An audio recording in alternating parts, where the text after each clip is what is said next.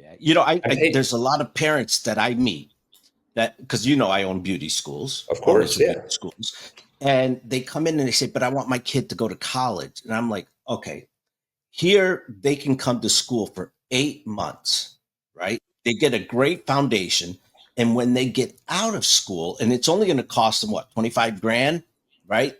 They can pay that off with student loans in no time.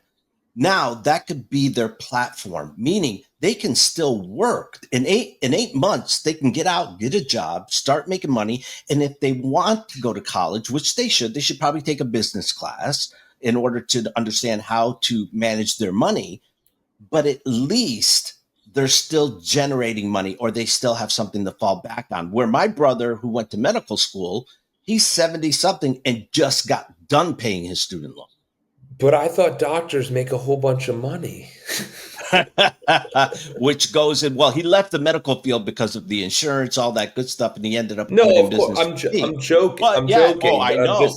But yeah, I'm but just saying they'll take on 300-400 grand and they're like, but it'll make yeah, so much more. But you've never managed money in your entire life. So how do you think you're going to understand the jump from 60K as a as a like intern to making 220 as a surgeon, and you sit there and go, wait, instead of $1,000 apartment, I'll just get a 5,000. You don't right. know, like you just haven't had that experience of money Yeah. management, which is so important.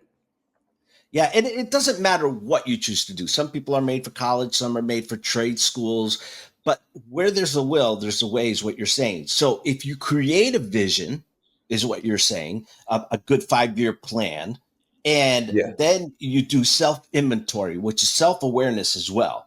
Is I got to believe in me. I got to know that I can achieve anything I want to, and once I get that belief, which is very tough, it's a lot of work for self awareness. What then? Okay, now I believe in me, Jordan. Now what? Yeah, so then the next big thing is where you're at. You know your future, you know where you're at. Now you just have to make the steps to get there, and that's why, like you just said, like beauty school. I don't even like it makes more sense to invest in these things that are at least profitable day one. Like if you go to beauty school, you can join a salon, you can go do stuff like you'll make money. So it's this idea of like going to school and spending all of this money and then being like I have 120K in debt and I make 50 grand. That's challenging. Like that is a very intimidating place to be, so you have to sit there and realize what are your action steps. So we know where we're at, we know where we want to be. So like for me, it was setting these goals. So it was the marathon, the CPA, and the business. And each week I would check in with myself. So you need someone to set the action steps of what those are, whether that's a coach, partner, yourself. So let's say the goal is to pay off the credit card. Let's just use that as an example. So you have 2 grand and the minimum payment's $40.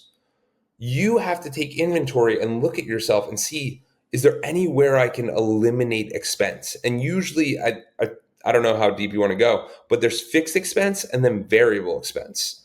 So fixed is like house, car, any recurring payment. Variable is just, hey, we went out to dinner tonight. Sometimes it's $10, sometimes it's $200.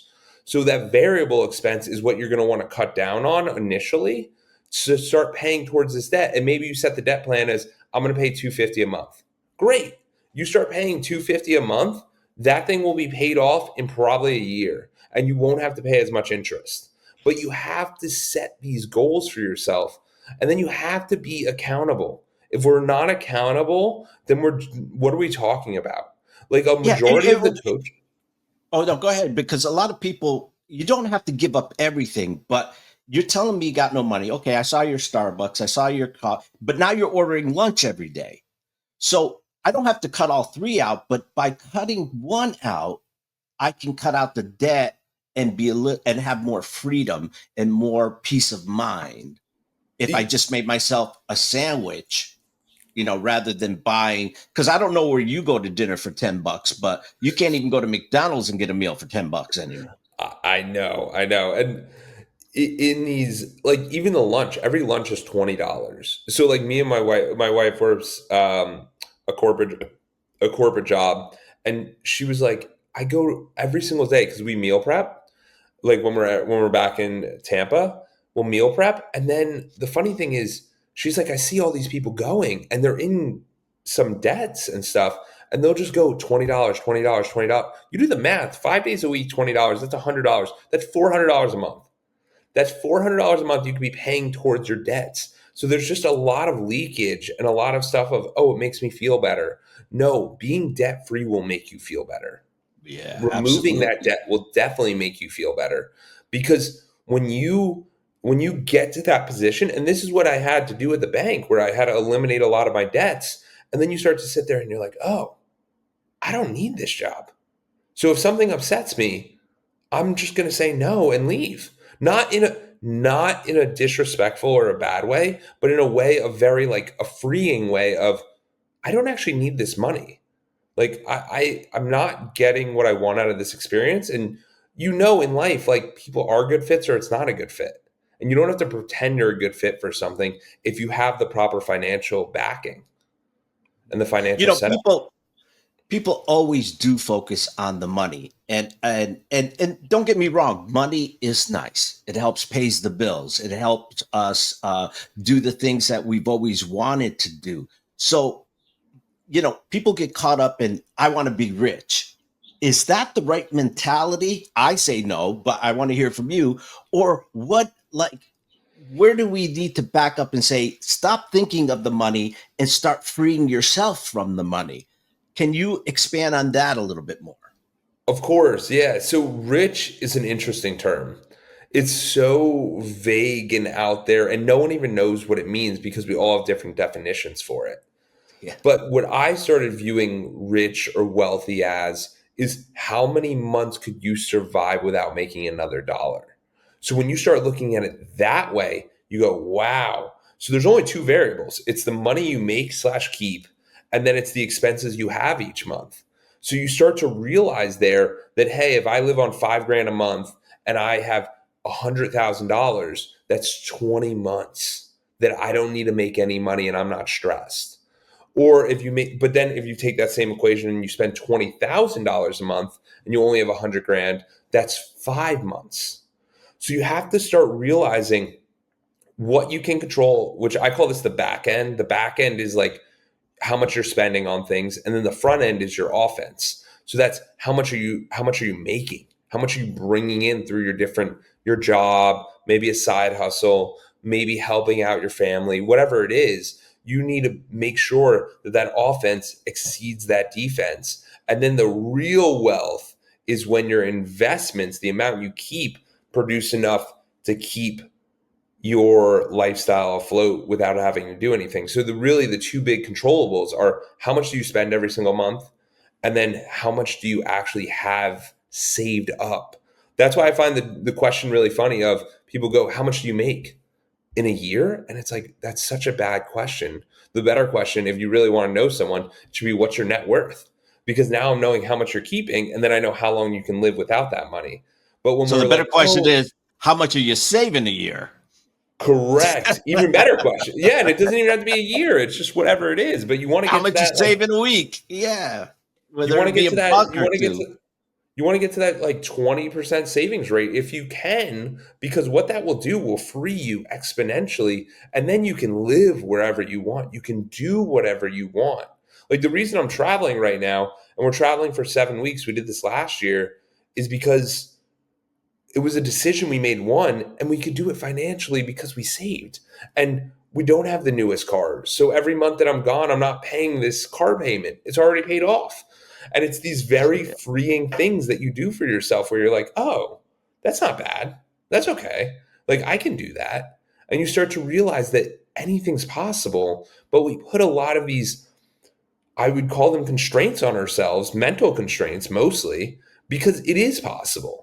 You can create the life that you want. It is possible. You do it, I But do it. And yeah, but it's funny too, because some people I know have met their goals where they're making a great income, but the more money they make, the more they spend, and they forget the one thing. Did I put a little away for tomorrow? Did I put a little bit away to have a nice vacation? Did I tithe properly? You know, and do I have enough? I need to figure out what my bills are, and then what's left over, I need to divide that and know that that's going to be what I live my life off of today and for the future. But what they end up doing is they get a raise. So what do you think everything else is? The apartment gets raised, the car quality gets raised, the meals get raised, and they end up spending. They got a raise, but they spend more than their raise. Am I right? Or Yes, absolutely. The reason I'm smiling because it's so true, and they forget the biggest bill of all of it, which is paying themselves.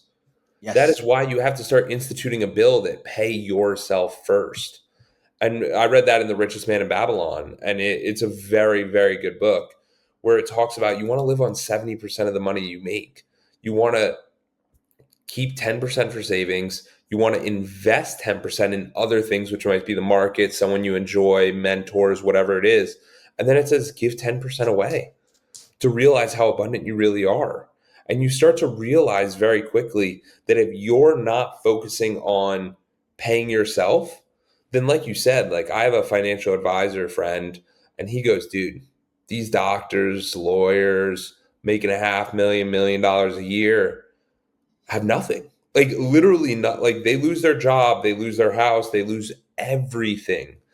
And it's like I try to tell them, but they're like, I can't give up the Porsche to drive a Toyota. What do you mean? yeah, we need a car, but we want a Porsche. I love the commercial where the guy's like, I got this big yacht, I got this helicopter, I got this big mansion. How do I do it? I'm in debt. And that's what you want to stay away from, especially today. And you can't wish it. A lot of people sit back and you remember what was it called, The Gift, or what was that book that if you just think it, it'll happen? I The think Secret. The yes, Secret. Yeah, yes, you can think it, but you have to act upon it, right? yes. So you got to have that vision. You got to have that self inventory. You got to make the first steps. See as far as you can see, so you can see further, and then you got to. And in that, you're saying, let's look at what we make monthly and what we can squeeze out, save a little bit. And I'm just trying to recap here. Is look at here's my bills. So okay, now I got X amount left over, and I'm going to split that in 10, 10, and 10 for 1K, money, whatever, tithing, and for the rainy day, or for my fun, for my vacation, for my whatever. But that doesn't mean I go back and dip into my 401 because I need the new speakers for my house. Because you just keep Yeah, stealing from yourself. yes, exactly. And the really interesting thing you brought up there is the rainy day slash fun. Like this vacation trip, it's not, I don't even call it a vacation because I'm literally working the whole time. But we invest money every single month. We pay ourselves every single month where it automatically draws in and it goes into an account and that account builds and builds and builds. So if we don't travel, that account's just going to keep growing. Mhm.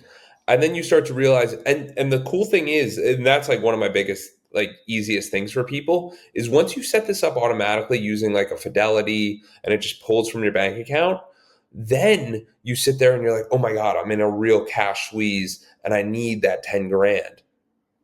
Just because you labeled the vacation fund or labeled it the real estate fund or the what, you can use that money again. Like it's not like you can't use it. It's money you still have. Yes, ideally you want to use it on the thing, but dire situation like you said, you still have it. But it is very freeing when you're saving money every single month for your travel because then when you go on a trip, you just pull from the account and you're like, oh, I didn't overspend this month because I just used the money from a different place. You know how many people right now are sitting back, Jordan, and going, "You guys don't understand because you're rich." No, we're not. We're not rich, but we're rich in thought and being mindful. I had to make a lot of stupid mistakes. And listen, it doesn't matter if you're making 30,000 a year or 300 a year or 3 million. You still have to know how to budget that money because It's I honestly guarantee you. if you're making 30 or $3 million, 30,000 or 3 million, if you're not budgeting it right, you're still making zero. It's a bigger deal at 30,000, honestly. Like if you can't save at 30, you're not going to be able to save at the next increment and the next increment and the next thing. Like you have to start this habit when you're young and or today. Like watch this video and start it today where it's like I'm going to put $5 a day away. That works. Oh no, it's small. No, it's not. It's huge. It's massive because you're starting to build a habit. It's like every time you go to the gym, you should pay yourself an I mean, people do pay themselves because they can actually live longer, but you should pay yourself more every single time because as you start saving more and more and more, and we don't, if you're in the theory that you need a windfall of like the lottery, that's not going to help you because you don't have the habits. Only the habits will help you get to the windfall, and then you'll be able to know how to manage it and handle it.